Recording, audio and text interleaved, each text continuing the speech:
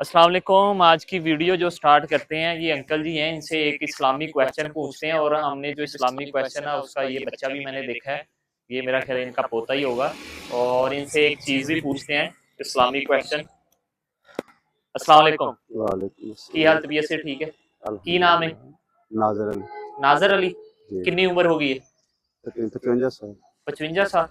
हम्म। चलो माशाल्लाह फिट हो। मैनू ये दसो कि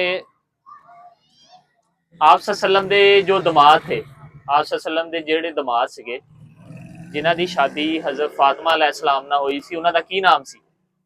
हज़रत मौला अली मुश्किल शाह शेर खुदा। इन्होंने जो मैंने इस पहले ही सवाल इनसे पूछा है, इनका जो जवाब है वो सही है कि हज़रत फातिमा अलैहिस्सलाम के जो शोहर थे उनका नाम हज़रत अली करमुल्लाह वजुल करीम है। तो ठीक है, ये इनको तो ये बड़े हैं उम्र में, तो ये इनाम जो बनता है ये बच्चे को मिल जाएगा और ये चीज़ खा लेगा। ठीक है जी बेबी, आप खुश हो? आपके दादा अबू ने जो सही जवाब दिया है। ओके, अल्लाह हाफिज।